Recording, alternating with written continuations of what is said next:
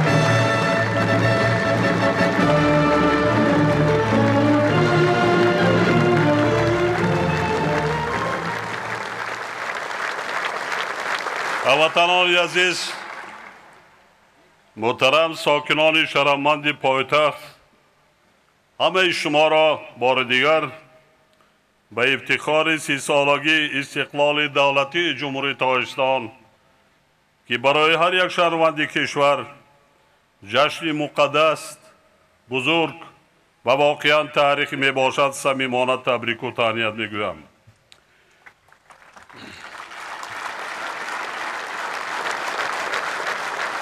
سی سال مقدم مردم ما به دستاورد بزرگترین تاریخ نوین خود استقلال دولتی نائل گردیدند.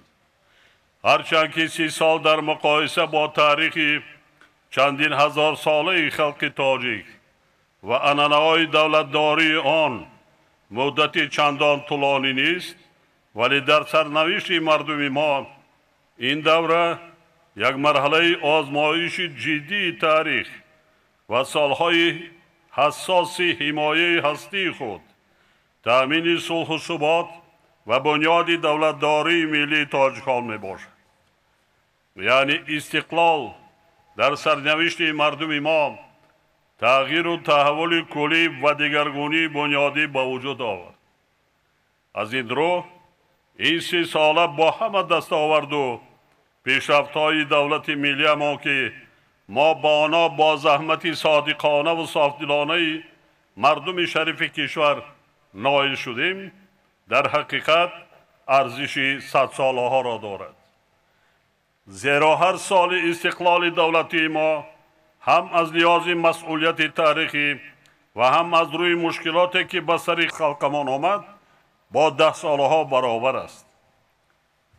وابسته به این میخواهم خاطر نشان سازم که تجلیل سنه به استقلال دولتی رسیدن تاجیکستان برای ما یک جشن همه ساله مقرری یا ورقگردانی عادی تقویم نیست، بلکه روز شکرانه ما از سرنوشت و بار دیگر پیش نظر آوردن برد و باخت‌های گذشته، تحلیل و قیاس حیات امروزه با دیروز و تعریض نمودن دورنما برای فردای خلق عزیزمان می باشد.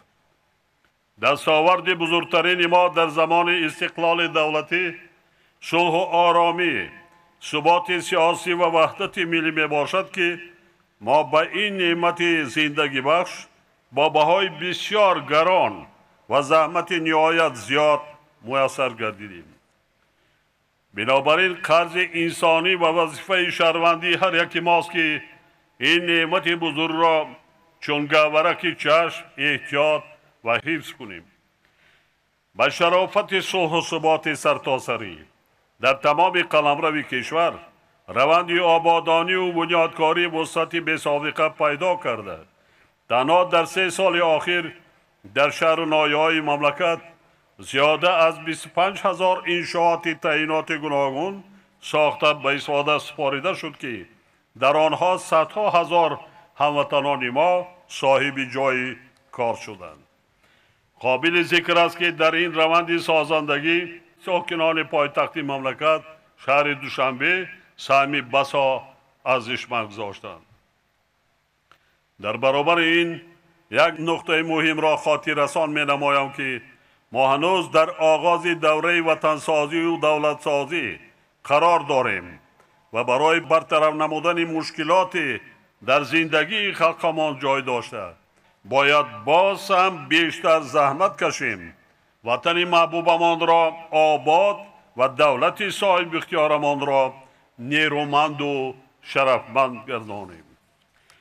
بالاروی هویت، خودشناسی، خودآگاهی و افتخار ملی و وطنداری مردم، علل خصوص نورسان و جوانان ما، دیگر دستاورد مهمترین دوران صاحب استقلالی می باشد.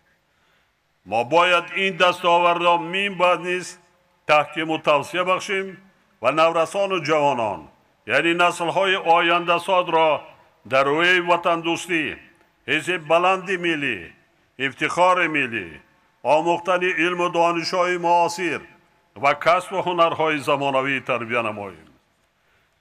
هموطنان عزیز، امروز که ساکنان وطن دوست و آبادگری شهر دوشنبه و همه شهر و ناحیه‌های مملکت بر راهپیمایی ادانه برآمدند، میخواهم با قناعتمندی اظهار نمایم که برگزار گردیدن چنین چهاربینای عاموی محض از برکت صلح و ثبات کامل در سراسر کشور و وحدت ملی بوده. این اقدام بی‌شبهه باعث شادی و نشاط خرد و بزرگ، عامل مؤثری بالاروی افتخار ملی، احساس وطن دوستی و ارزش داشتن به ارزش‌های ملی امان می‌گردد. با تجلیل باشکوه 30 سالگی استقلال دولتی، تاجیکستان محبوب ما با برنامه مکمل بنیاد جامعه نوین به سوی دستاوردهای نو قدم‌های استوار می‌گذارد. باور دارم که 10 سالهای آینده عصر 21 برای مردم صاحب تمدن تاجیک و دولت صاحب استقلالیان دوران دستاوردهای بزرگ اقتصادی و اجتماعی و کامیابی‌های باز هم بیشتر علمی و فرهنگی خواهد شد. ما بعد نیز وطن محبوب خود را با افتخار بلند وطنداری و با زحمت صادقانه مردم شریف و سربلندمان آباد و پیشرفته گردانیده نفوذ و آبروی آن را در عرصه بین المللی از امروزه دیده بلند می‌برداریم.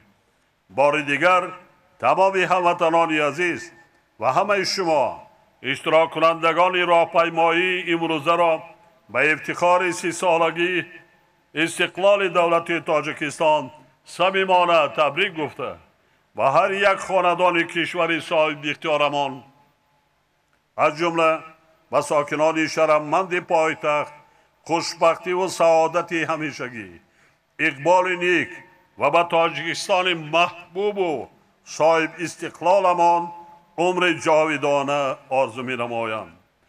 بگذار استقلال و آزادی عصرهای عصر مشعل راه خلق آزادیخواه و آزادی دوست تاجیک باشد.